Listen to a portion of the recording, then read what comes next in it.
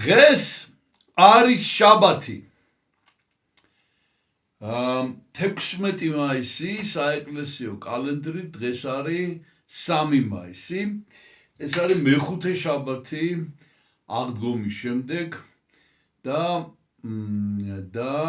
ეს არის ბოლო შაბათი, როდესაც მე თქვენ გესალმებით სააღდგომო მისალმებით. ქრისტე აღდგა! ქრისტე აღდგა! ქრისტე აღდგა! შემდეგი შაბათი უკვე იქნება ამაღლების შემდგომი შაბათი და ასე რომ ჩვენ უკვე ნელ-ნელა ვემშვიდობებით აღდგომის დღესასწაულს წელს, გადავდივართ უკვე სხვა დღესასწაულებზე და დღევანდელ შაბათს რაც შეეხება დღევანდელ შაბათს დღეს არის ხსენება ჯერ ჩამოგითვლით ვიზეც უკვე ვისაუბრეთ. ეს არის ღირსი მამანი მიქაელ და არსენ ქართველნი, ეს არის 251 საუბარი. ეს არის წმინდა იუბენა ნარნიელი 65 და 355 საუბარი და ეს არის წმინდა ევენციუს რომაელი 65 საუბარი. დღეს არის ხსენება მამაი კათალიკოსის. მამაი კათალიკოსის, რომლის შესახებაც ჩვენ არ გვისაუბრია. თუმცა მინდა გითხრათ, რომ სულ ერთი წინადადებით არის იგი მოხსენებული ქართლის ცხოვრებაში. ეს არის მოქცევა ქართლსაი შატბერტის კრებულიდან მე-10 საუკუნის ძეგლია და ესე იგი მამაი კათალიკოსი იყო ზედაზნის მონასტრის წინამძღვარი 3 წლის მანძილზე და 731-754 წლებია მისი კათალიკოსობის წლები და აი ნახეთ რა წერია ზედაზენს დაჯდა მამაი იქმნა 3 წელ ცხეთას კათალიკოსთა დაჯდა 14 წელ. აი ეს არის სულ რაც ვიცით მამაი კათალიკოსის შესახებ და შეგვეციოს მისი მოდელი აი მოხსენებულია უბრალოდ ისტორიაში და მეტი არაფერი ვიცით. და გადავდივარ უკვე შემდეგ წმინდანებზე. ფაქტიურად შაბათის წმინდანებზე ჩვენ გვისაუბრია, ამიტომ ახლო ვისი წმინდა ნაწილებიც მოგზანდა იმათ შესახებ მოგიყვებით და პირველ რიგში ეს არის წმინდა მაკარი პირველი მღვდელმოწამე კიევის მიტროპოლიტი. ეს არის 1497 წელი. და მისი ხსენება იყო ორიოდე დღისին 1 მაისს საეკლესიო კალენდრით 1 მაისს არის მისი ხსენება წმინდა მაკარი პირველი. წმინდა მაკარი პირველის შესახებაც მაინდა-მაინც ბევრი არ ვიცით და საერთოდ სანამ ეს ფაქტობრივად პატრიარქზეა ლაპარაკი. რუსეთის პატრიარქზე სრულიად რუსეთის მიტროპოლიტი იყო, ხო და მაშინ უბრალოდ პატრიარქობა არ იყო, ხო და სანამ გახდებოდა, მანამდე არაფერი ვიცით, სანამ ეს მიტროპოლიტი გახდებოდა. მაგრამ სამაგიეროდ ძალიან შთამბეჭდავი ისტორია ვიცით, მას შემდეგ რაც იგი გახდა მიტროპოლიტი. ეს ძალიან რთული პერიოდი არის რუსეთისათვის. რუსეთის სამეფო არ არის ჯერ ესე იგი კარგად ჩამოყალიბებული, ძალიან დიდი წინააღმდეგობა არის, ესე იგი და სულ დაპირისპირება არის. ნუ იქ პოლონეთია, იქ ლიტვა არის ძალიან ძლიერი ქვეყანა ამ დროს და ლიტვის მთავრებს ნუ აი ძალიან ბევრი ამაზე დამოკიდებული, მოკლედ ესე იგი თვითონაც ეს რუსულ-ლიტვური ოჯახიდან არის წარმოშობით, რუსულ-ლიტვური ოჯახი არის და ვილენი, ანუ ვილნიუს დღეს ასე ვეძახით და ვილნო, აი რაღაც ვილნო ერქვა უფრო იმ პერიოდში, ვილნო ერქვა და მოკლედ იქიდან არის და ესე იგი წარჩინებული ოჯახიდან იყო და იქ მონასტერში წმინდა სამების მონასტერი არის, იქ აღიკვეცა ჯერ და შემდეგ გახდა აი ამ მონასტრის წინამძღვარი. ნუ 1495 წელს გახდა კიევის მიტროპოლიტი და აქ ამბებია რაღაც აღწერილი ლიტვის მთავარმა რუსი პრინცესა როგორ შეირთო ცოლად და იქ რაღაც თავგადასავლები იყო, მაგრამ ამაში აღარ ჩაუღრმავდები მე, ესე იგი აქ არის მაშინ მთელი ისტორიული მიმოხილვა უნდა გავაკეთო ამ პერიოდის რუსეთის ისტორიის და ამიტომ მე პირდაპირ გადავალ როგორ გამოირჩიეს იგი მიტროპოლიტად და წარმოიდგინეთ მიტროპოლიტად რომ გამოირჩიეს მან თავისი კათედრა აირჩია ვილნიუსში რომ ესე იგი რეზიდენცია ვილნიუსში უნდა ქონოდა და რატო უნდა ქონოდა ვილნიუსში კიევის მიტროპოლიტი კი ერქვა კიევისა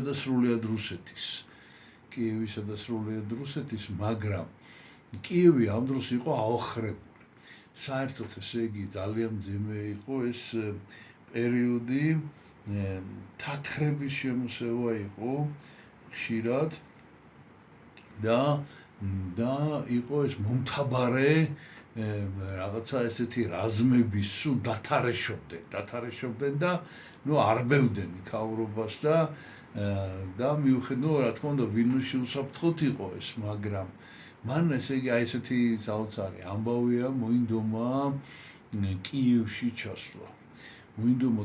ჩასვლა კიევის სოფია ესე იგი ღვთისმსიბრძნის ტაძარი იყო ესე იგი გაპარტახებული არა მარტო ესე იგი ამ თათრებს ჰქონდათ შებილწული და რაღაცა ესე იგი ესე ძალიან ძიმე სიტუაცია იყო რა ხო და ეს გახდა მიტროპოლიტი და ფაქტიურად შეიძლება ითქვას რომ კიევის მიტროპოლიტობა განაჩენი იყო ადამიანური თვალსაზრისით თუმცა სულიერითაც აი პირდაპირ წმინდანი როგორ გახდა იყო ალბათ იმიტომ რომ როგორც კი გახდა ესეთი მიტროპოლიტი როგორც გახდა გადაწყვიტა რომ მე უნდა წავიდე კიევში და უნდა მივიდე ტაძარი რომელიც არის აოხრებული გაძარცვული დანგრეული და გააფრთხილეს რომ თქვენი მოგზაურობა არ იქნება უსაფრთხო რომ გზაში ვერავინ ვერ გეტყვით ვინ შეგხვდებათ როგორ საერთოდ მიაღწევთ თუ არა კიევამდე ამის შესახებ იყო საუბარი და გადაწყვიტა წავიდა და როგორც კი გომელი არის ქალაქი დღეს კიდევ უნდა ვახსენოთ ეს გომელი მოკლედ გომელს რომ მივახლოვდა იქ არის გზაზე ახლა გომელი გაჩერებულიყო და კიევისკენ მიდის და ამ გომელთან ახლოს რაღაც პატარა სოფელი არის და იქ ტაძარში გადაწყვიტა წირვის ჩატარება კვირაა რა კვირის წირვის ჩატარება და დაიწყო ეს წირვა და უცებ მოვიდა ამბავი რომ თათრების რაზმი ყაჩაღები თუ ვიღაცა მოკლედ შეერაღებული უახლოვდება და პირდაპირ აქეთკენ მოდიან გაუგიათ რომ აქ არის მიტროპოლიტი და მოდიან ისევ დასარბევად და ამან უთხრა ესეთი რამ ყველას რომ შვილებო წადით უშველოთ თქვენ თავს და ჩემი ვალია კი რომ აქ დავრჩე და დარჩა მოკლედ დარჩა ამ ტაძარში და რამდენიმე ადამიანი რა თქმა უნდა დარჩა მასთან და როდესაც ეს ხალხი გაიქცა და ეს თათრები მოვიდნენ მოკლედ ესენი რომ დაბრუნდნენ გაიგეს რომ ეს თათრები წავიდნენ ეს იპოვეს თავმოკვეთილი პირდაპირ ტრაპეზთან იპოვეს თავმოკვეთილი მისი თანხლები პირები ზოგი დაატყვევეს ზოგი დახოცეს იქვე იყვნენ ისინი და მოკლედ ესე იგი უკვე ესე იგი ესენი რომ მოვიდნენ ეს მაინც მისი ესხეული და ეს ნეშტი ესე რომ ვთქვა წმინდა ნაწილები შეკრიბეს ჩაასვენეს კუბოში და გადაასვენეს სწორედ კიევის სოფიის ტაძარში აი ამ დანგრეულში და მაინც აღასრულა მოკლედ ეს თავისი რა ვიცი, მე მეჩვენება, რომ ძალიან შტამბეშტავი ისტორია რა. აი თავისი კათედრა, სადაც იყო, იქითკენ გაემგზავრა და გზაში მოკლეს. გზაში მოკლეს და მიუხედავად ამისა, მაინც ჩავიდა და აი ამ სოფიის ტაძარში მისი სხეული დაასვენეს და აი შემდეგ დაიწყო სასწაულები. აი ამ დანგრეული ტაძრიდან ხშირად ისმოდა გეოზების გალობის ხმა გამოდიოდა და რო შედიოდნენ ამ ტაძარში, აი ამის საფლავთან, სადაც ეს დაკრძალეს, ანთებული სანთლები ხდებოდათ. ეს იყო, ესე იგი, ფაქტიურად ისტორია ამაში მდგომარეობს. კიდევ არის, ესე იგი, ისტორიამ შემოგვინახა ესეთი ამბავი, როგორ აკურთხეს ეს მიტროპოლიტად. როგორ აკურთხეს და ესე იგი, სამხრეთ რუსეთის ეპისკოპოსები შეიკრიბნენ და გადაწყვიტეს, რომ ეს გამოირჩიონ მიტროპოლიტად. ეხლა რაშია საქმე? საქმე ის არის, რომ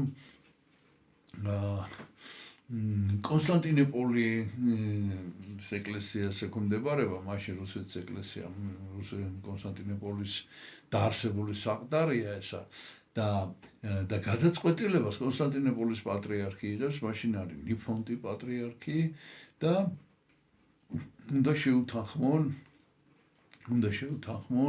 მოკლედ კონსტანტინოპოლის პატრიარქს ახალი მიტროპოლიტის გამორჩევა, კანდიდატი ყველაფერი, მაგრამ აი ხდება რაღაცა ესეთი შემთხვევები, როდესაც ვერ უთანხმებენ და ეს როდესაც აკურთხეს, ვერ შეუთანხმეს, ესე აკურთხეს, გააგზავნეს კონსტანტინოპოლში პატრიარქთან გააგზავნეს მაცნე და ეს ამბავი აცნობეს. იმათმა ესეუთხეს, რომ კი თანახმოვართ, მიიღოს ჩვენგან კურთხევა, ოღონდ სხვა დროს აუცილებლად შეგვითანხმეთ და თუ რაიმე განსაკუთრებული შემთხვევა არ არის. და ამათმა ესე უპასუხეს, რომ აი განსაკუთრებული შემთხვევა იყო და იმიტომ ავირჩიეთ თქვენოთ, მაგრამ ჩვენ ამ ძველ წესს, რომ ჩვენ ესე იგი ლოცვა კურთხევას ვიღებთ კონსტანტინოპოლის პატრიარქისგან, განუხრელად ვიცავთ და ვემორჩილებით. და ამიტომაც მოკლედ მიტროპოლიტმა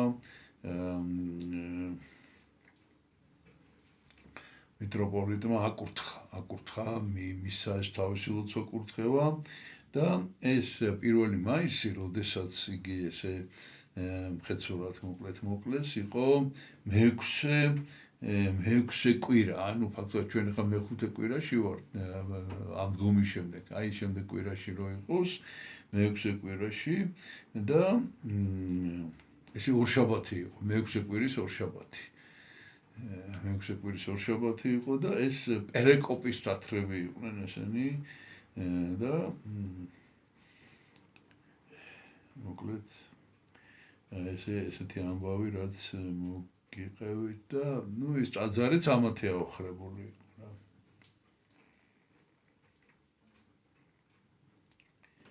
და დღეს ინახება, მისი სხეული არის უხრწნელი დღემდე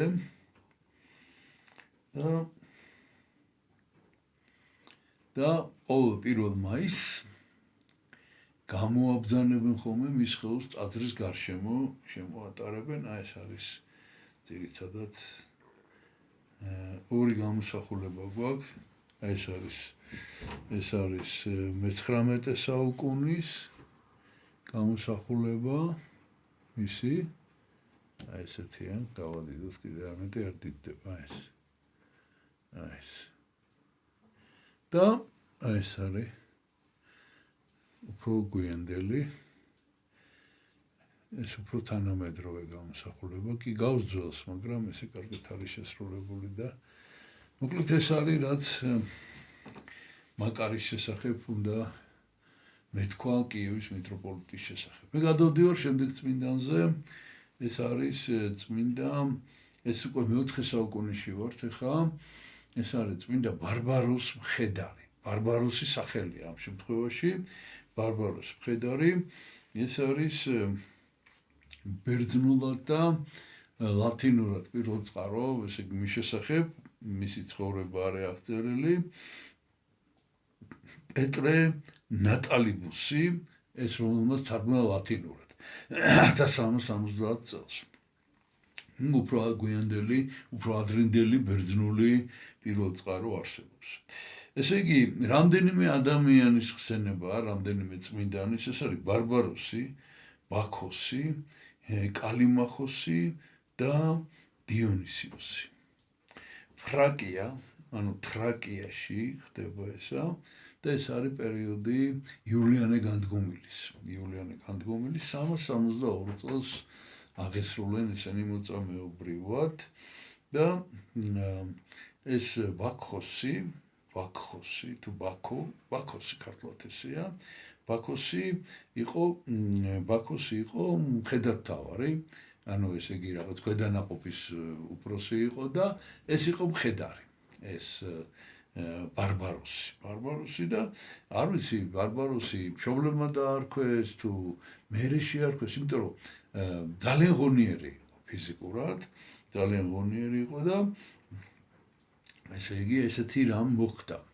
ეს ისტორიაში რამდენიმე შემთხვევა არის ესეთი შემორჩენილი, რომ სანამ ესენი ეს რომის ლაშქრობა არის ფრანკების წინააღმდეგ, გერმანელი ფრანკების წინააღმდეგ და იულიანე განდგომილის ლაშქრობაა და მოკლედ გამოჩნდა ვიღაც ფრანკი, გერმანელი, ვიღაცა გოლიათი, რომელიც ძალიან დიდია ტანი და შიშის ზარცებს ყველას და მოკლედ გამოუცხადეს ამ რომაელებს, რომ აი ვინმე არის, ვინც შეიძლება რომ შეერკინოს ჩვენ გოლიათს და აი ამან მოკლედ გამოთქვა სურვილი შებრძოლების ბარბაროსმა შეებრძოლა და დაამარცხა ეს გოლიათი, იმდენად წარმოუდგენელი იყო იმ გოლიათის დამარცხება, რომ ესე იგი ამან ძალიან დიდი პოპულარობა და სახელი მოუტანა ამას. მოკლედ ფაქტურად ამას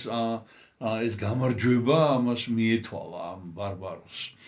და როდესაც ეს გამარჯვების ზეიმი უნდა აღენიშნათ, ეს ბაქოსი მხედართმთავარმა წარადგინა ეს იმპერატორის წინაშე, წარადგინა და მოკლედ აი როგორც საპატიო გამარჯვებული შესაძლოა რომ პირველი მას შეეწირა მსხვერპლი ღმერთებისათვის და რას ნიშნავს ახლა ეს მე ადრეც ნათქვამი მაქვს, რაღაცა ნაკვერცხლები ყრია თუ რაღაცა და აიღოს და დააყაროს საკმეველი. ეს არის რა და აი დადგა ეს დრო, ამან თქვა რომ არა, მე ამას არ გავაკეთებ. რატო არ გავაკეთებ? იმიტომ რომ გავაკეთებ, რომ ქრისტიანი ვარ და ჩემი ღმერთი არის იესო ქრისტე და ხო, ის დამავიწყდა, მე თქვა რომ პირად მცველად იმდენად შთამბეჭდავი იყო მისი გამარჯვება, რომ იულიანე განდგომილმა თავის პირად მცველად, ანუ კომიტასი არის ეს წოდება რა და აი კომიტასად დაადგინა და მოკლედ ეს ახლა ამისი ახალი კომიტასი და უცებ ამბობს რომ არ ესე იგი არ შესწირავს და ამან რა თქმა უნდა ახლა გამოიწვია იქ ამბავი, დაუწყეს დაშინება და ბოლოს ესე იგი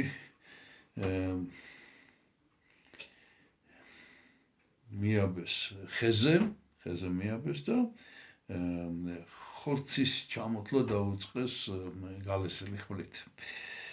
სანამ ესე იგი მუცელი არ გადაეხსნა მთლიანად და ეყოლას თვალწინ ანგელოზი გარდა მოვიდა ზეცი და ამას განუკურნა ეს მუცელი რა, მთლიანად განუკურნა და ესე იგი იმდენად შთამბეჭდავი იყო ესეც რომ ეს ბაქოსი და მისი კიდევ ორი მეომარი კალიმახოსი და დიონისიოსი ჩვენ გვაქვს ამ ბარბაროსის წმინდა ნაწილი. მოკლედ ესენი მოექცნენ ამათ მოხდეს რომ ჩვენც ქრისტიანები ვართ და ესენი სასწრაფოდ დახოცეს. ეს ბაქოსი და ეს კალიმახოსი და დიონისიოსი და რაც შეეხება აი ამ ბარბაროსს, იგი მისი წამება გააგრძელეს, იმ დღეს საპყრობილეში დააბრუნეს და მთლიანად განაახლა მისი სხეული ანგელოზმა და ამის შემდეგ მეორე დღეს უკვე მიაბეს ბურბალზე და დაიწყეს ცეცხლზე ატრიალებდნენ ამ ბურბალს და ასხამდნენ დუღარეზეც და ამას არაფერი არ მოსდიოდა და ამ ზეც რო ასხამდნენ ახლა ამ ცეცხლზე ცეცხლი გამოვარდა და რამდენიმე მეომარი ამ იულიანე განდგომილის რამდენიმე მეომარი დაიწვა ამის შემდეგ ხარისწყავებით ცემეს შემდეგ გავარვარებულ ღუმელში შეაგდეს შემდეგ ორმუში სადაც ჩხამიანი გველები და სხვა მწერები იყვნენ მორიელები თქვა და კიდე რაღაც წერები და ბოლოს უამრავი ადამიანი მოექცა მოკლედ მისი შემხედვარე და ბოლოს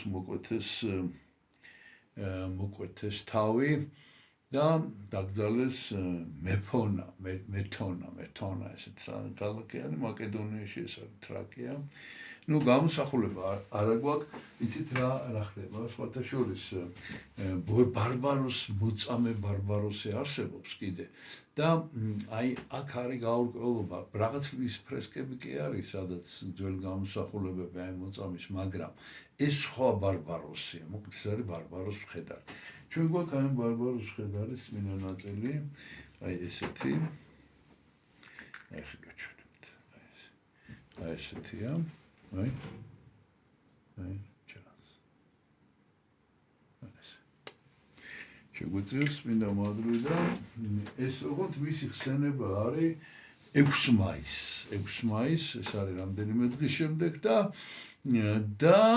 გადავდივართ ალბათ ყველაზე მთავარ ამბავზე დღესაც უნდა მოგიყვეთ გასაოცარი ამბავი უნდა მოგიყვეთ ეს არის ერთ-ერთი უდიდესი წმინდანი ასევე ეკლესიის ისტორიაში ეს არის წმინდა იობი პოჩაეველი იობი ივანე ერქვა მერე აღიკვეცა როგორც იობი და უბრალოდ როგორც ივანე აღიკვეცა ბერობაში და მერე სქემაში ეწოდა იობი ხო და მოკლედ აი ესე მოიხსენებენ როგორც იობი მაინც ეს სახელი დარჩა უბრალოდ ესე არის ცნობილი იობ პოჩაეველი და მოკლედ ეს პოჩაევის მონასტერი ფაქტიურად ეს პოჩაევის მონასტერი არის სწორედ ესე იგი რომ არსებობს ესე იგი დღეს პოჩაევის მონასტერი ისე რთული ვითარება არის დღესაც ახლა მოგხსენებთ ამ ყველაფერს ამ პოჩაევში მაგრამ ალბათ თუ ეს მონასტერი არსებობს სწორედ იობ პოჩაეველის დამსახურება არის უპირველეს ყოვლისა მისი ცხოვრება წყაროს მოგახსენებთ და მე რაღაცა კიდე რამდენიმე შესავალი უნდა გავაკეთოთ ეს არის დოსითე დოსითე რომელიც იობის აღზრდილი იყო და მან დაწერა იობის ცხოვრება და კიდევ არსებობს სასწაულების წიგნი ესე ქვია შემოკლებით სასწაულების წიგნი სადაც აღწერილი არის უამრავი სასწაული რომელიც მის საფლავთან აღესრულებოდა ეს ძველი წიგნია ესა თუმცა დღემდე გრძელდება ეს სასწაულები და ახლა მოგახსენებთ რაში თავარი რაც შემიძლია გითხრათ უკაცრავად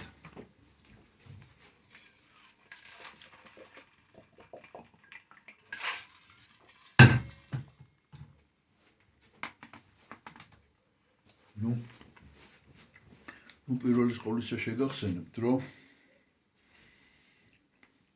ზუსტად ერთი კვირის წინ, უпростоრად ჩვენ წინა შაბათს ვისაუბრეთ, მაგრამ ვისაუბრეთ ისიც არ ემთხვეოდა, ეს იყო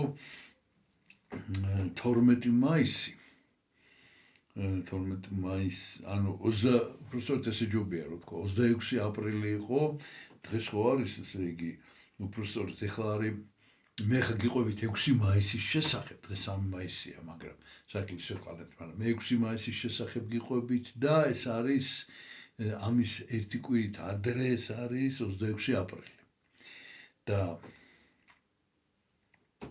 და აი ამ ერთი კვირით ადრე, ზუსტად ერთი კვირით ადრე ჩვენ არის ხსენება ამფილოქე პოჩაეველის და ჩვენ ამის შესახებ ვისაუბრეთ.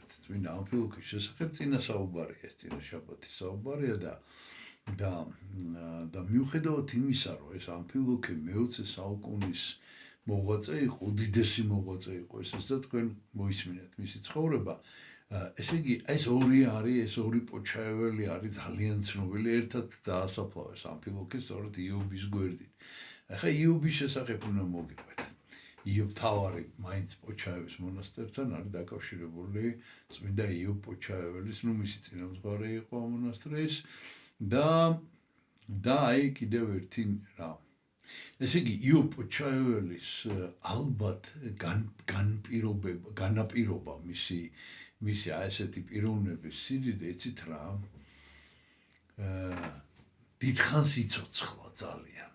100 წლის ასაკში, ზუსტად 100 წლის ასაკში გარდაიცვალა და ბოლო წლებშიც კი ფიზიკურად იყო ძალიან ძლიერი და მოღვაწეობდა, რას მოღვაწეობდა, ახლა მოგიყვებით, როგორი რა ვიცი, რა ვთქვათ, რაღაცა მძიმე და საშინელი იყო ეს ყველაფერი, რასაც ის აკეთებდა, რის გაკეთებაც უწევდა. მაგრამ შეიძლება ითქვას, რომ მან გადაარჩინა პოჩაევის მონასტერი. რო არ ყოფილიყო წმინდა იობი, ესე იგი ეს მონასტერი დღეს ან უბრალოდ არ იარსებებდა, ან მართლმადიდებლური მონასტერი არ იქნებოდა და ან უნიატების, ან კათოლიკების ხელში გადავიდოდა. იმიტომ რომ იქ იყო გააფთრებული ბრძოლა. ესე იგი, ახლა წინასწარ ისევ შესავალს ვაკეთებ, ეს არის ჩრდილო-დასავლეთი უკრაინა, ეს არის რუსეთის სამხრეთი ნაწილი და დღეს ეს არის პოლონეთსა და აი ამ უკრაინას შორის ტერიტორიას. მოკლედ, აი რაღაც ესეთი ვითარება არის. პოჩაევის მონასტერი და რამდენადაც კი არ გამიგია ზუსტად, მაგრამ ცოტა დღეს იქ მისვლა ძალიან რთული საქმეა, მოკლედ, დღესაც. აი ამ პოჩაევში, ამ რუსეთ-უკრაინის ომის გამო პირველ რიგში. ეს არის მოკლედ შესავალი და ეხლა თვითონ პოჩაევის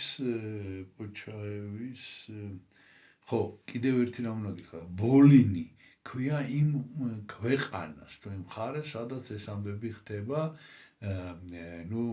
ზოგადად კი უკრაინაა ესა, მაგრამ უკრაინის რაღაცა ნაწილია, პოლონეთისაც, ბელორუსისაც, მოკლედ, რომელსაც ქვია ვოლინ. აი ვოლინის მიწაზე ხდება მოკლედ ეს ყველაფერი. და აი ხა რა უნდა გითხრათ, ესე იგი, აი ეს პოჩაევის მონასტერი 1265 წელია, მე-13 საუკუნე დიდი ხანი იყო იქ, მაგრამ აი ესე ხა როგორც მონასტერი, მამათა მონასტერი ცოტა გვიან დაარსდა, მოკლედ. ცოტა მე-16 საუკუნეში დაარსდა, მაგრამ მანამდე იყვნენ იქ ცხოვრობდნენ, იმიტომ რომ იქ იყო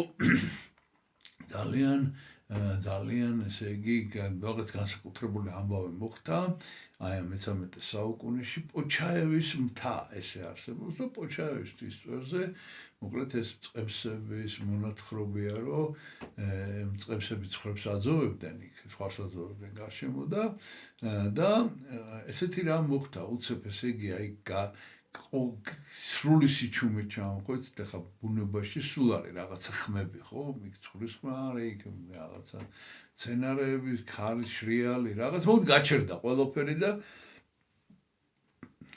უცებ სამ დაიწყო განათება და ძალაუნებურად აი ამ სინათლისკენ ეს მეცხვარეები ვინც იყვნენ მოკლედ წავიდნენ და რას ხედავენ ესე იგი რომ პოჩაევის მთის წვერზე არის ეს ამაღლებური ხა მთა ესეც რაღაც ისეთი ხა პირობითი იქ ხო ესე დიდი მთები არ არის მაგრამ რაც არის მოკლედ რა და არის განათებული და რომ მივახლოვდნენ ხედავენ რომ ცეცხლია გარდამოსული და ამ ცეცხლში ხშირად ადარებენ კიდევაც მაყვალი შეუწველი აი როგორც მოსე მიხილა მაყლოვანი უჩქი რომელსაც ცეცხლია კიდე დაარიწებოდა ესე ცეცხლიანთია და ამ ცეცხლში არის ყოვლადწმინდა ღვთისმშობელი რომელიც ლოცავს იმ ადგილს და ღვთისმშობელი აი ამ ცეცხლიდან ჩამოვიდა და მთისწვერზე დადგა და დაადგა ფეხი კლდეს თუ ქვას მოკლედ კლდის რაღაცა ნაწილია და შემდეგ ამაღლდა ზეცად და შემდეგ ეს შენობა გაქრა და რომ მივიდნენ იმ ადგილზე, ესე იგი იპოვეს ნახეს ნატერფალი, რომელიც დღემდე არსებობს და თან იმ მხარეში საერთოდ წყალი არ არის. წყაროები რაღაც ახლა ამას მე მოგიყვებით თანდათანობით და მოკლედ ღვთისმშობელმა ტერფი დაადგა და სავსეა წყლით მისი ნატერფალი და დღემდე არსებობს ეს როგორც მოგახსენეთ და დღემდე კურნებები აღესრულება, აი ეს უნდა გაჩვენოთ, ესე იგი ეს ნატერფალი ეს არის თვითონ პოჩაევის მონასტრის ლოცვა-კურთხევა, აი როგორია ნახეთ, ეს გინახავთ ალბათ ეს ძალიან ცნობილი გამოსახულება, უკან აწერია რომ პოჩაევის მონასტრიდან არის, აი ეს არის, ეხლა იმასაც ვერ გეტყვით, ვერ მოასწარი რომ დამედგინა ამ ნატერფალის მიხედვით დაახლოებით ალბათ შეიძლება წარმოვიდგინოთ ღვთისმშობლის ფეხის ზომა. ნუ აქ ეხლა ალბათ დაპატარავებულია. არ ვერ გეტყვით, სამწუხაროდ ეხლა ვერ გეტყვით, ამას კიდევ ცალკე გამოკვლევა ჭირდება და მოკლედ აი ეს არის პოჩაევის მონასტრის და საფუძველთა საფუძველი. იმიტომ რომ მე მოგვიანებით უკვე იობის ბოლო წლებში 98 წლის იყო, როდესაც ეს ტაძარი დგას დღეს იქ ქვის დიდი ტაძარი და ამ ტაძრის შიგნით არის მოქცეული მოკლედ ეს ადგილი და დღესაც მორწმუნეები მიდიან და ემთხვევიან და მოკლედ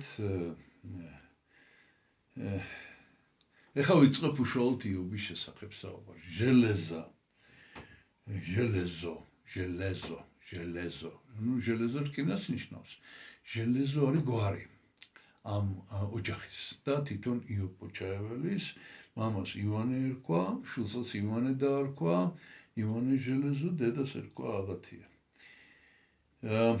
ეს არის კოლომია, ქალაქი, შორი ახლოს, ეს არის ივანო-ფრანკოვსკი, ესეთი ქალაქი არის ამ ჩრდილო-დასავლეთ უკრაინაში და მის ახლოს არის, მოკლედ ივანო-ფრანკოვსკთან და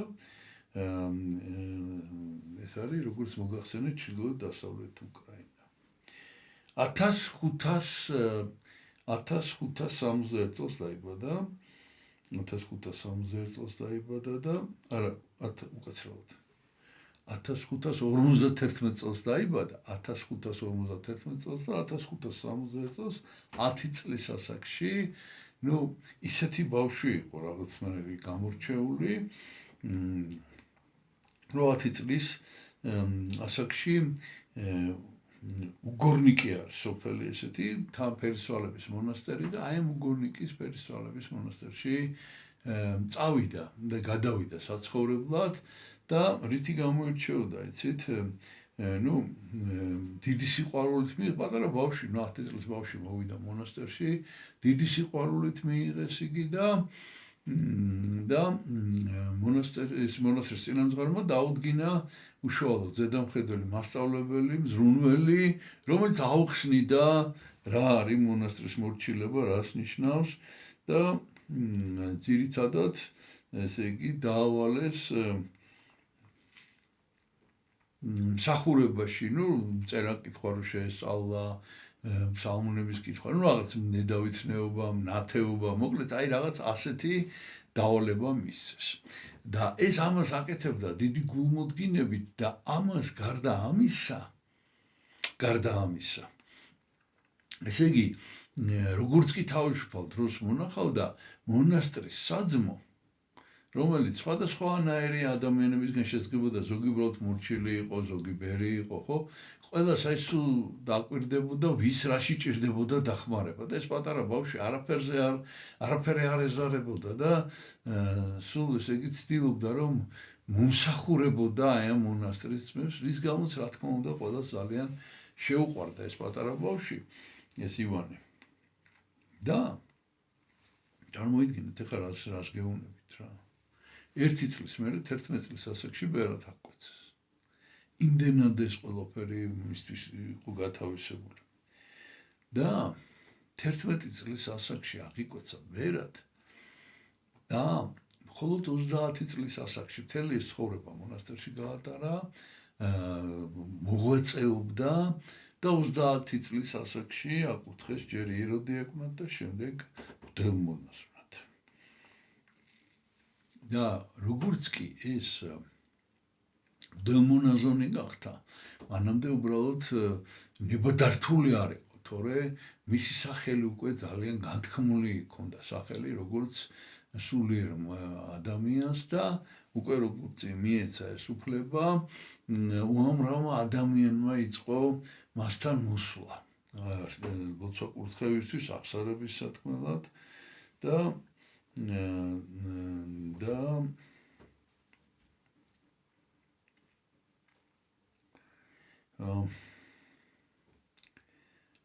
მოკლედ უამრავი ადამიანი მოდიოდა მასთან.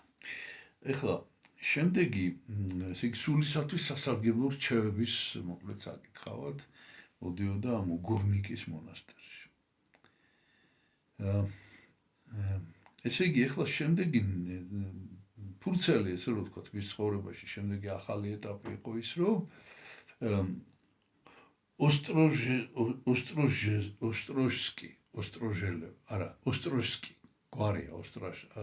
ოსტროჟსკი თავადები იყვნენ ოსტროჟსკები და აი ამ თავადმა კონსტანტინე ერქვა სახელი, მოკლედ აი ამ უგორნიკის მონასტრის წინამძღვარს თხოვა, რომ მაშინ მიღებული იყო ესე რა, რომ ამ თავის მამულებში მას უნდა მონასტრის გაკეთება, აშენა ეს ყველაფერი გზად იყო და მოკლედ ქალაქი არის დუბნო ესე ქვია, ესე იგი აი ამ დუბნო ჩრდილო-დასავლეთ უკრაინაში მოკლედ ეს მეზობელი მხარეა რა. ხო და ამის თავადი ჩამოვიდა სპეციალურად ამ დუბროვსკის მონასტერში, უგორნიკის მონასტერში უკაცრავად და აი ამ დუბნოსთვის ითხოვა ბერი მომეცითო ერთი ბერიო, რომელიც შეძლებს რომ წინამძღვრობა გასიოსო და სწორედ ეს იუბი ესე იგი ეს გააყოლეს მას და 1580 წელია უკვე 1580 წელია, როდესაც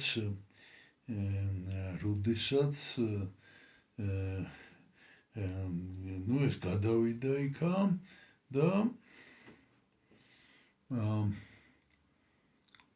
და რაღაცა დროის შემდეგ 20 წელი იცხოვრა აქ ამ მონასტერში, 20 წელი იცხოვრა და საძმომ გამოირჩია იღუმენად, მონასტრის იღუმენად და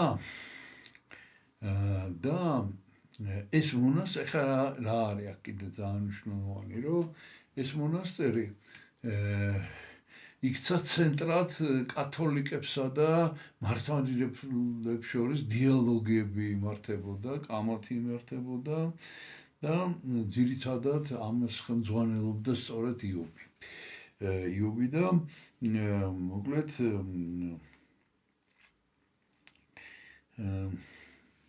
აქ ითარგმნებოდა მართლმადიდებლური წმინდა მამების თხზულებები, მოკლედ ესეთი საგანმანათლებლო ცენტრად იქცა ეს. ოღონდ რაღაც დროის შემდეგ ეს არის 1596 წელი, როდესაც ბრესტის უნია, ეს კიდევ ესე იგი ალბათ უნდა მაინც ორიოდე სიტყვით მოგახსენოთ, რომ კათოლიკური ეკლესია არის ძალიან აგრესიული ამ დროს, ესე იგი ამ პერიოდში, განსაკუთრებით ამ ტერიტორიაზე, უკაცრავად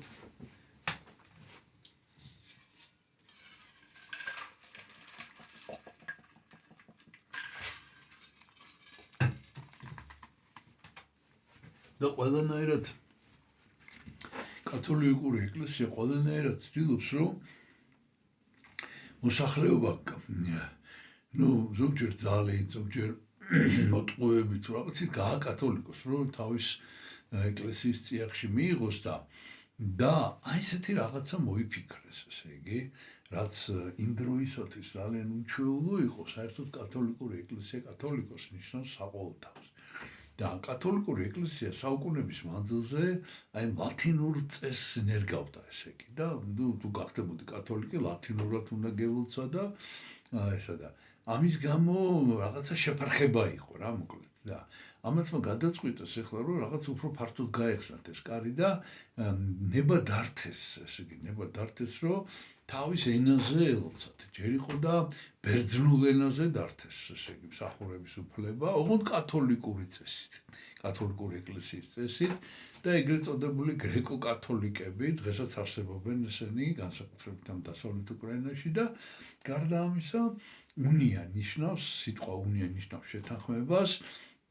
ხო და რამდენიმე ასეთი შეთანხმებას მოეწერა ხელი ეს ფლორენციის უნია იყო, ბრესტის უნია იყო, აი 1596 წელს მაგალითად ბრესტის უნიას მოეწერა ხელი იმ მხარეში, რაც ნიშნავდა ახლა ეს, რომ ესენი ექვემდებარებიან, აი ვინც ამას ხელს აწერს, ძალიან ცნობილი შემთხვევები იყო, მაგალითად ყველა მოაწერა უნიას ხელი, ეს იყო ფლორენციის უნია, ერთადერთი ეპისკოპოსი ვინც არ მოაწერა და ამის გამო ესე იგი ძალიან დიდი შევიწროება განიცადა, მაგრამ მერე აღმოჩნდა რომ ერთადერთი პიროვნება ვინც მართლმადიდებლობა დაიცვა იმ პერიოდში ეს იყო მარკო ზეფესელი. ეს ცნობილი ამბებია და მე ამას აღარ ჩაუღრმავდები ცალკე ისტორია, მაგრამ აი ეს ბრესტის უნია იყო და აი ამ ბრესტის უნიაზე მოხდა შეთანხმება რომ ესენი ჩვეულებრივად გააგრძელებენ მსახურებას, ოღონდ აღიარებენ რომის პაპის პრიმატს და რომის პაპს ექვემდებარებიან. იმიტომ რომ რაღაცა ეს რთული პერიოდია, მოკლედ და თან ეს კათოლიკური ეკლესია ძალიან მოკლედ აგრესიულია რა. ხო და მოეწერა ხელი და ეს თავად ეს კონსტანტინე რო გითხარით, ვინც მოიწვია საერთოდ ეს მონასტერი გახსნა და იობი მოიწვია, ესე იგი ესაც ამანაც მოეწერა ამას ხელი და უნიატი გახდა, მოკლედ უნიატი გახდა და ნუ კი ეხა შეიძლებოდა რომ გაგეგრძელებინა მსახურება, მაგრამ და არ ყოფილიყავი, არ მიგეყო რა ეს უნია, შეიძლებოდა, ოღონდ იყო ძალიან რთული უკვე და ეს მონასტერი ფაქტიურად ნუ უკვე აშკარა იყო რომ მონასტერშიც ეს განხეთქილება არსებობდა და რომ ადრე თუ გვიან ამ უნიატების ხელში გადავიდოდა და ესეც მოხდა და ამის გამო წინასწარ რო გრძნობდა რომ ესე მოხდებოდა, აი იობმა დატოვა ეს მონასტერი და შორი ახლოს აი სწორედ მიადგა ჯერ კიდევ კი არა, მერე ეს არასოდეს არ შეცვლილა, რომ პოჩაევის მონასტერი მართლმადიდებლური მონასტერია და მოკლედ მივიდა პოჩაევში მივიდა უკვე 50 წლის ასაკში და სწხოვა, ესე იგი რომ მიიღოთ, მათაც მიიღეს, ოღონდ მიიღეს როგორც უბრალო ბერი. ნუ კი იყო ხელდასხმული, ახლა მღვდელმონაზონი იყო, მაგრამ მაინც ფაქტიურად ყოველგვარი უფლებების გარეშე რა, უბრალოდ როგორც რიგითი ბერი, ესე იგი ესე მივიდა და წარმოიდგინეთ, ესე იგი აი ის რაც მე თავიდან მოგახსენეთ, ხანგრძლივი ცხოვრება რას ნიშნავს. ნუ 100 წლის ასაკამდე მიაღწია და აი 50 წლის ასაკში მაგალითად თავიდან დაიწყო ცხოვრება, რაც მინდა გითხრათ, რომ არ არის ადვილი, კი არ არის ხა მაინც ახალგაზრდა 50 წლის ადამიანი, მაგრამ არც ისე ახალგაზრდა, როგორც აი თქვათ 10 წლის და 20 წლის და 30 წლის იყო იო პოჩაეველი, როდესაც აი დიდი მძიმე 8 წელი ჰქონდა სამონასტრო მარხვა, ლოცვა და აქაც რომ მივიდა, აქაც ძირითადად მისი საქმიანობა იყო, რა თქმა უნდა, მორჩილებებსაც ასრულებდა, მაგრამ ძირითადად თავარი იყო მისი მარხვა და მისი გვიძარება და მისი ლოცვა და აი ესე გაატარა 20 წელი, კიდევ 20 წელი, სანამ ესე იგი ამ საძმომ ისევ იღუმენად არ აირჩიეს. და აი მოკლედ აი მის შემდეგ გახდა ესე იგი ეს იყო 1617-23 წლებს შორის, როდესაც იგი აირჩიეს იღუმენად. იგი დათანხმდა ამაზე, ოღონდ მისი პირობა იყო, რომ მას უნდა ქონოდა განმარტოვებით ცხოვრების უფლება, აიღო ეს პასუხისმგებლობა იღუმენის და აი ამ პოჩაევის მონასტერი, ეს მთა, როგორც მოგახსენეთ, გამოქვაბული, დღესაც არსებობს ეს გამოქვაბული, სადაც მან დაიწყო ცხოვრება და აი ეს დოსითე, რომელმაც მისი ცხოვრება აღწერა და მისი მოწაფე იყო, შეესწრო ერთხელ ასეთ რამეს. ესე იგი, სანამ ცოტა ხნით ადრე, სულ რამდენიმე ხნით ადრე, სანამ იობი მივიდოდა პოჩაევის მონასტერში, იქ მიბრძანდა დღეს ესე ქვია პოჩაევის ღვთისმშობლის ხატი სასწაულთ მოქმედი.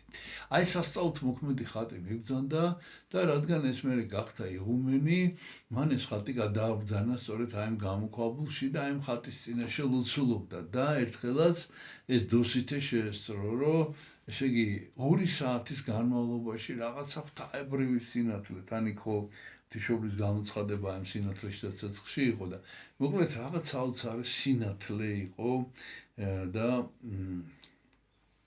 ესე იგი და 2 საათი გრძელდებოდა მოკლედ ესა რა. ნუ ძალიან მკაცრად ეს აღწერილი აქვს დოსითეს მოკლედ ეს გამოცხადება, ძალიან მკაცრად მოღვაწეობდა, კაბა ეცვა, ჩვეულებრივი შავი კაბა, კაბი შიგნით ეცვა, ბევრჯერ გვიხსენებია ჩვენ ეს ბერების სამოსი იყო, თმიანი რაღაც ესე იგი თხის ბეწვის, რომელსაც ძელი ბეწვები აქვს, რომელიც ეჭობა სხეულს. ესეთი ძალიან ესეთი სატარებელია რა, მოუხერხებელი მოკლედ, მაგრამ მაინც აი მოღვაწეობდა და მძიმე აი ეს არამანი, რომელიც ბერს უკეთია აქედან ჯვარია და უკანა მხარეს ეს წარწერა, აი ეს არამანი, ანუ ქონდა მძიმე რკინის ესეთი შემთხვევებიც ქონია ჩვენ და ესე იგი აი ამ ჯაჭვებს ატარებდა ესე რომ ვთქვათ რა და იმას და ესეთნაირად და მოკლედ ძვალი და ტყავი იყო და სხვათა შორის ეხლა რომ ურჩებით საუბარს ფოტოს გაჩვენებთ, დღესაც სრულებით უხრწნელია მისი სხეული, ცოცხალი ადამიანის, აი მოხუცი ადამიანის ხელი რომ ძვალი და ტყავია გინახავთ ალბათ, ხო? აი ესეთი ხორცი ხომ მოგვერდეთ სუკანი ხელი მაგ. ხო და იმათ აქვს აი ძვალზე რო ტყავია გადაკრული რა და ესეთი არის დღესაც ეხლა უნდა გაჩვენოთ. ნუ მოკლედ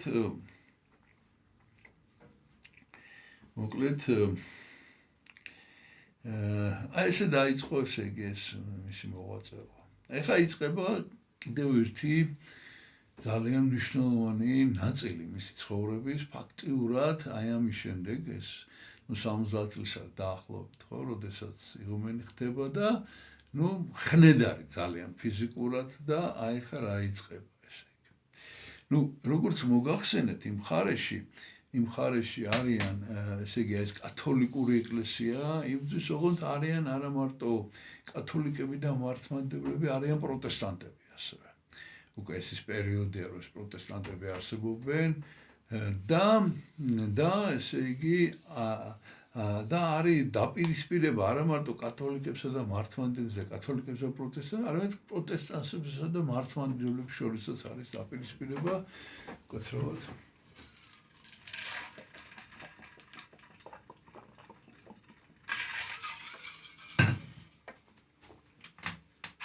და აი გამოჩნდა ვიღაც პიროვნება, მემამულე, ესე იგი რომელსაც ეკუთვნის ეს მიწები, სადაც პოჩაევის მონასტერია. უბრალოდ 1617 წელს გარდაიცვალა აი ამ მიწების მფლობელი თავადის ქალი ანა გოისკაია, რომელიც იყო გულშემატკივარი მართლმადიდებლების, არ ვიცი ხა მის მართლმადიდებლობაზე არ წერია. ყოველ შემთხვევაში ეს ქალბატონი ძალიან მფარველობდა და ნუ მიწები აჩუქა მონასტერს რაღაც ყოფილი, მაგრამ მხარე ეს მას ეკუთვნოდა და მემკვიდრეობით გადავიდა იქ სახელი არ წერია და არ ჩავეძია მაინდა-მაინც.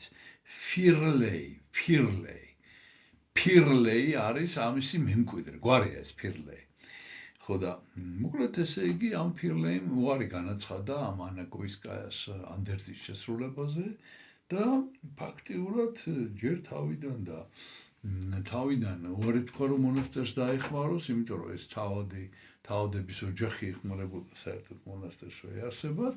ჯერ თავიდან ამ დახმარებაზე თქვა უარი და მერე აი ამ 1597 წელს წარმოიდგინეთ რა, აქ ლაპარაკი 1617 და 1597 წელს გადაეცა ამ ანას დროს მონასტერს მიწები და ეს მიწები ჩამოართვა ამ ფირლეიმ მონასტერს. შემდეგ ესეთი რამე გააკეთა. მოკლედ ამან ჩაიფიქრა, რომ ამ პროტესტანტმა ფირლეიმ ჩაიფიქრა, რომ ეს პოჩაევის მონასტერი უნდა გაანადგუროს, დაარღვიოს, დაარბიოს და ნუ ახლა ნახეთ რეებს აკეთებს. პირველი რაც გააკეთა, ეს არის რომ ამ პოჩაევის მონასტერს არ აქვს წყალი, საერთოდ თავის წყალი, ნუ არ არის ტერიტორიაზე. ის კი არის ამ ფეხის ტერფის ნატერფალში კი გროვდება, მაგრამ ეს წვეთობით მოდის. სხვა შორის გარეჯის მონასტერში გვაქვს ჩვენ ესე. რომ აგროვებენ ამ წყალს და ესე წვეთობით ხარჯავენ, იმიტომ რომ სასწაულს მოქმედი წყალია და რაოდენობრივადაც არ არის იმდენი, რომ საყოფაცხოვრებო მიზნით გამოიყენო და მოკლედ ესენი მიდიან გვერდზე სოფელში და იქიდან მოაქვთ ამ ბერებს წყალი და ამან ეს აუგრძალა, უთხრა რომ ეს ჩემი სოფელია და აქედან წყალს არ წაიღებთ რა. ნუ ძალიან მძიმე ვითარება შეიქმნა და აი ამ ხატის წინ, ამ სასწაულთ მოქმედი პოჩაევის ხატის წინ ილოცა იუბმა და აი რაღაც ლოცვის შემდეგ ზუსტად მიუთითა ბერებს სად უნდა ამოეთხარათ და დაიწყეს ამათმა თხრა ჭა უნდა ამოეთხარათ, თხარეს და ნუ არ არის ეს წყალი რა და იუბმა უთხრა რომ არა, აქ არის წყალი და უნდა კიდე თხარო და საკმაოდ ღრმად რომ ჩავიდნენ მიწაში, უცებ ამოხეთქა ამ წყალმა, ამოხეთქა როგორ, ნუ ჭა შეიქმნა და აი ამ ჭით უკვე ფაქტიურად შეიძლება ითქვას, რომ ეს ჭის წყალი მთელ მონასტერს ყოფნის არსებობისათვის. ნუ ეს მაინდა-მაინც ესე იგი ცხადია, რომ მოკლედ ამ ფირლეიმ ესე იგი არ მოეწონა ეხა ეს საქმე და პირდაპირ აშკარა იმაზე გადავიდა, შეერაღებული რაზმით თავს დაესხა მონასტერს, დაარბია მონასტერი და ეს სასწაულთ მოქმედი ხატი გაიტაცა და წაიღო თავის სასახლეში. მიუხედავად იმისა, რომ იყო პროტესტანტი, მაგრამ ნუ ამათ წაართვა რა. ხო და ასევე ესე იგი რა გააკეთა, იცით? ნუ მაინც ახლა მსახურება ნუ ძვირფასი რამდენად თუ რამე შეუულია ქრისტიანს და მონასტერს განსაკუთრებით, მთელი ეს თავის სახსრებს იყენებს იმისათვის, რომ ღვთისმსახურება იყოს ლამაზი და გაწყობილი და ძვირფასი ჭურჭელი იყოს რა. ხო და აი ეს ჭურჭელი გაიტაცა, მოკლედ ხატები გაძარცვა, იმიტომ რომ ხატებს ხო წირავენ ამ ძვირფას ქვებს და ოქროულობას და რაღაცა და ეს ხატები გაძარცვა, მოკლედ გაძარცვა რა მონასტერი. შესამოსელიც კი წაიღო რა, და მოკლედ ესეთნაირად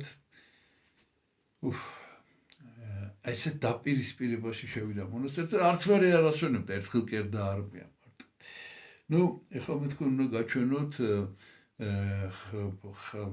ფოტო პორტრეტის იუბ პოჩაევმა მიწერა წერილი. ეს ის პერიოდია, როდესაც რუსეთის მეფე ხდება პირველი რომანოვების დინასტია გამეფდა, მოკლედ რუსეთში და 16 წლის მიხეილ თეოდორეს ძე ხდება რუსეთის იმპერატორი და აი ამ იმპერატორს მიწერა მან წერილი დახმარებისათვის. სხვათა შორის მაინდა-მაინც დაეხმარა თუ არა, აღარ არის მე ნათქვამი, მაგრამ მან ეს წერილი გააგზავნა. აი ამ იმპერატორის შესახებ მინდა გითხრათ, ეს უნდა გაჩვენოთ.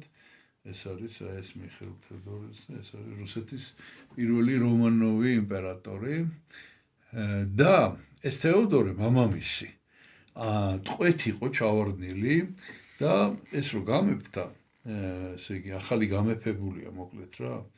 ეს რო გამეფებულია, მოკლედ მამამისი გათავისუფლდა მერე ტყვეობიდან და ტყვეობაში ბერად აღიკვეცა და რომ დაბრუნდა ფილარეტი ეწოდა სახელი და გახდა რუსეთის სრულად რუსეთის პატრიარქი.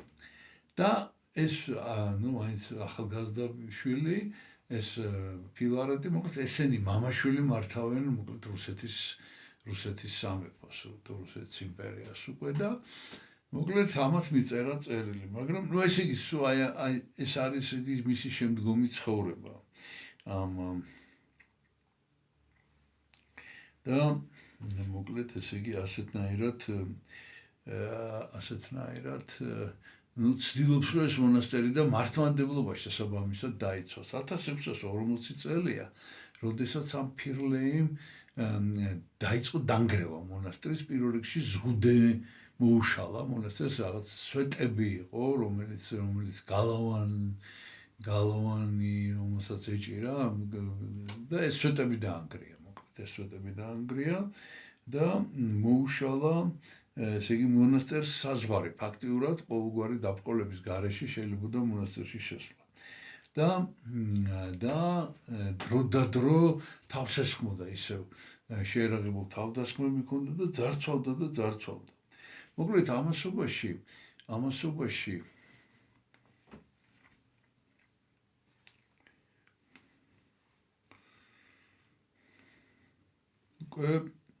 იუბი 90 წლის არის. 90 წლის არის და მაქსიმალურად ცდილობს რომ დაიცვას მონასტერი და ესე იგი შემდეგი რაც გააკეთა მან, რაც აქამდე არ უქნია, აქამდე ითმენდა ყველაფერს და ამარო ეს მონასტრის ზღუდე მოარღვია, ესე იგი შეიტანა სარჩელი სასამართლოში. საქალაქო სასამართლოში სხვადასხვა ქალაქები არის და რამდენიმე ადგილას შეიტანა მოკლედ ეს სარჩელი და მეფის ნაცვალს შეხვდა პირადად. მეფის ნაცვალს შეხვდა საჩივლელად, რომ აი ეს თავადი, ვისაც ეკუთვნის რა ფაქტიურად ეს ყველაფერი, ამ თავადს უჩივლა ამ ესე იგი ფირლეის უჩივლა და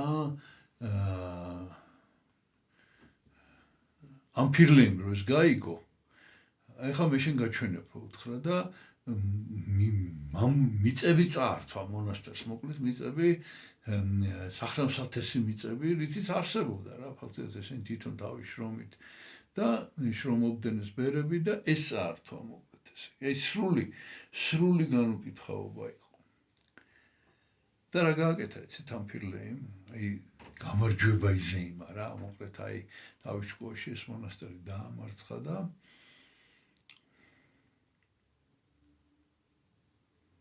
აღარაფერი აღარ დარჩა რა მონასტერს საარსებო წყარო. და ამ რა გააკეთა ახლა? აღარ იცის ხა რა მკრხელობა ჩაიდინოს კიდე რა. და თავის ცოლს ეს ხო გაძარცვა თავის დროზე მონასტერი და ეს შესამოსელი წაიღო სამღვდელმთავრო თუ სამღვდელო რაც იყო სამღვდელო შესამოსელი. თავის ცოლს უბრძანა რომ ჩაეცვა სამღვდელო შესამოსელი. ღვთლის ტანსაცმელი და აი ასეთნაირად კრეხელური ბარძიმი დააჭერინა ხელში, ბარძიმი და ცეკვა დააწყებინა ღვთისმშობლის აი პოჩაევის ხატის წინ. აი სადამდე შეიძლება ადამიანის აი ეს რაღაცა საზღვარი არ აქვს რა დაცემას. ჩვენი პატრიარქი ხშირად იმეორებდა, როგორც აი სიწმინდისკენ სწრაფას არ აქვს საზღვარი, ასევე დაცემას არ აქვს. მოკლედ ამ თავის ცოლს სამღვდელოდ და თვითონ სიამოვნებით უყურებდა აი ამ სანახაობა მოაწყობინა რა. და ეშმაკი შევიდა ამ ქალში და ეშმაკეული გახდა უცებ, ესე იგი ბოროტისული დაეპატრონა და საშინელ დღეში, ესე იგი ეს ვითომ მართლმადიდებლობას დაცინოდებდა, რა პროტესტანტებს ხო არა აქვთ ეს რომ ესე იგი ესენი არ თვლიან, ესენი ამბობენ რომ ღვთისმსახურებას კი არ აღასრულებენ, რომ ეს ყველაფერი არის მსგავსება რა. რომ მისტერია არ არის, ანუ საიდუმლოებები არ აღესრულება პროტესტანტულ მსახურებაში და მსგავსი, ანუ წარმოდგენაა რა. მოკლედ ეს სპექტაკლი მოაწყო და რამდენიმე თვე, ესე იგი ეს ქალი საშინლად იტანჯებოდა და ბოლოს განიკურნა იცით რითი? ეს ფირლეიმ მიხვდა რომ რაღაც ძალიან ძიმედ ჰქონდა საქმე და ეს ღვთისმშობლის ხატი დააბრუნა პოჩაევის მონასტერში. რამდენიმე თვის შემდეგ. ნუ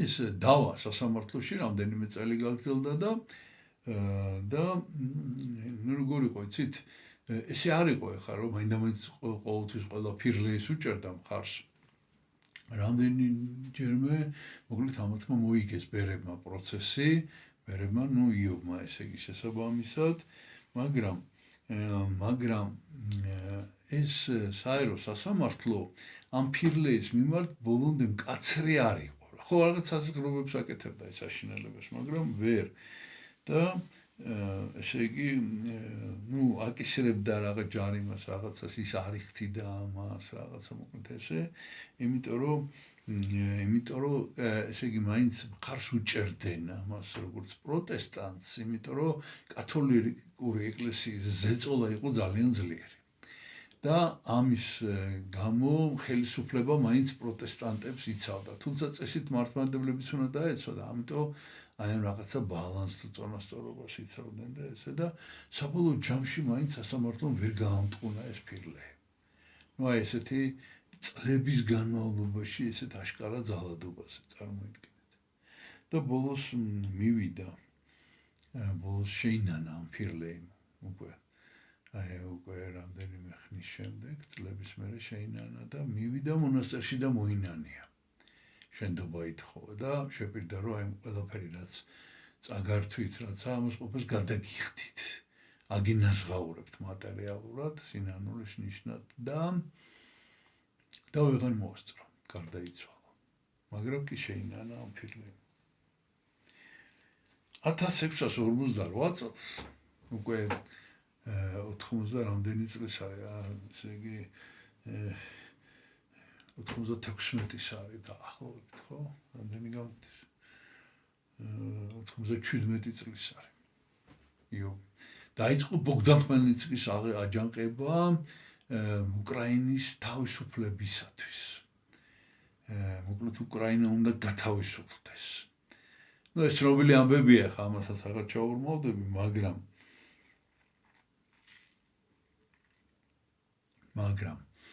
წარმოიდგინეთ ახლა უკრაინის დამოუკიდებლობისათვის აჯანყებაა და ეს კი რუსული მონასტერია რომელიც რუსეთის ეკლესიას ექვემდებარება მართლმადიდებლური არის ეს თემა ჩვენ ამაზე სულ გვისაუბრია დასავლეთ უკრაინაში ეს პრობლემა სულ არსებობდა რომ მართლმადიდებლები იყვნენ შევიწროებულები ჩვენ ამის შესახებ გქონდა საუბარი ბევრი ხო და ეს ახლა თავიდან ამათმა დაარბიეს მოკლედ ეს მონასტერი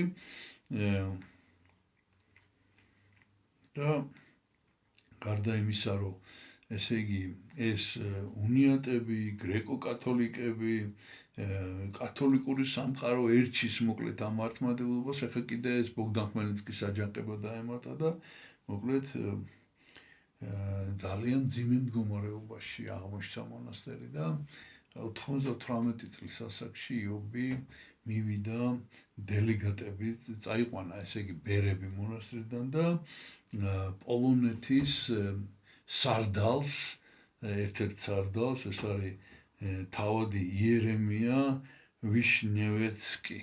აი ამასთან მივიდა და უთხრა, რომ აი ესე დღეში ვართო რა, ესე გვექცევიანო და დაგვიცავითო და მან ესე იგი ამ ვიშნევეცკიმ უნივერსალი ესე ქვია, ბრძანება დაწერა, რომ ესე იგი მონასტერი ყოფილიყო დაცული და რაღაც ახმარება გაუწია და ეხმარა მოკლედ რა, რომ არა, ნუ დახურისფირას იყო უკვე მონასტერი მისული რა, შიმშილობდნენ უკვე და ესე და უკვე ესე იგი ამის შემდეგ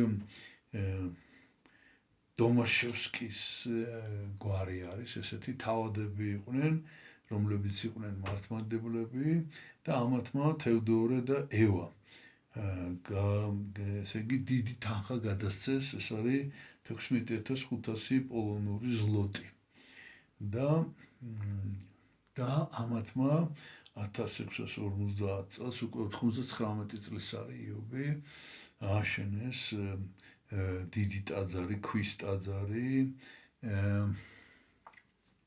აი ამ ღვთისმშობლის ნატერფალზე, რომელიც დღესაც დგას და ესე იგი 2 ეგვტერი გაუკეთეს, ერთი ხარების სახელობის და მეორე წმინდა თეოდორე, ოღონდ არ წერია რომელი თეოდორეა, ამისი მფარველი ვინც არის ამ თავადის. და შემდეგ ესე იგი კიდევ ბევრი სხვადასხვა ამის გამო უკვე შემოწირულობები და მოკლედ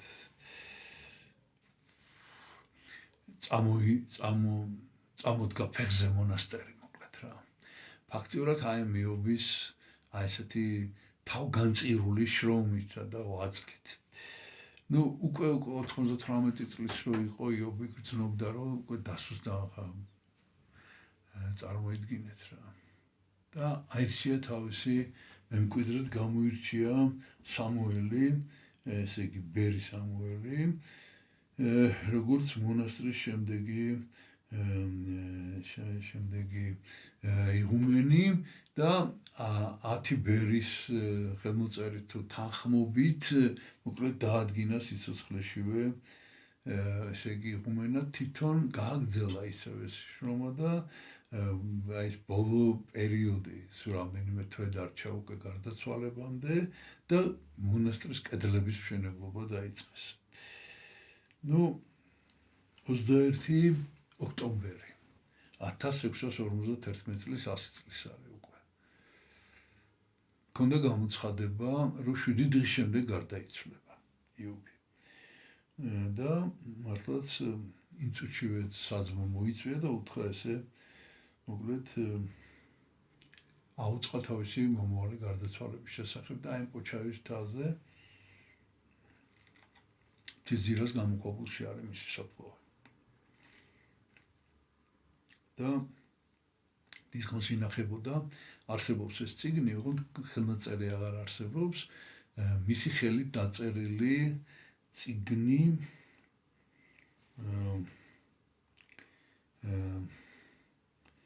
ესე აწერია მისი სახელი და გვარი იობი ჟელეზო. ნუ იმას გაჩვენებთ, ეს არის 18-19 საუკუნეების პორტრეტი არის იობ პოჩაეველის, ერთადერთი გამოსახულება ფაქტიურად ესეთი, ნუ შედარებით ადრინდელი, აი ესეთი იყო იობ პოჩაეველი, აი ესეთი გამოსახულება არის და აი ეს არის მისი ხელი. აი ნახეთ როგორია. ეს არის მისი ხელი. მისი წმინდა ნაწილები და რაც შეეხება წმინდა ნაწილებს, ნუ ნაცეცებია, ეს ცვილია და ცულში არის, ახლა შეიძლება არ გამოჩნდეს თუ ჩანს, მოკლედ რამდენიმე ნაცეცი არის ისი იობ პოჩაეველის და შეგვეციოს მისი მადლი. მოკლედ მე შეგახსენებთ დღეს არის საეკლესიო კალენდრით, დღეს არის 3 მაისი, საერო კალენდრით 16, დღეს ვისაუბრეთ, ნუ მოკლედ რაც მამაი კათალიკოსის შესახებ და ნუ ადრე ნასაუბრები ქონდა, ამას აღარ შეგახსენებთ ახლა და ასევე 6 მაისის წმინდანების შესახებ ვისაუბრეთ ჩვენ, ეს არის არა, ჯერ 1 მაისის შესახებ ვისაუბრეთ, ეს არის მაკარი მოსკოვის მიტროპოლიტი, სრულიად რუსეთის მოწამე და ეს არის შემდეგ ეს არის წმინდა იობი, არა ჯერ ვისაუბრეთ ბარბაროს მხედრის შესახებ და შემდეგ ესე იგი ვისაუბრეთ წმინდა იობი პოჩაეველის შესახებ. მე კი ამით დღეს გემშვიდობებით, ღმერთმა დაგლოცოთ, ქრისტე აღდგა.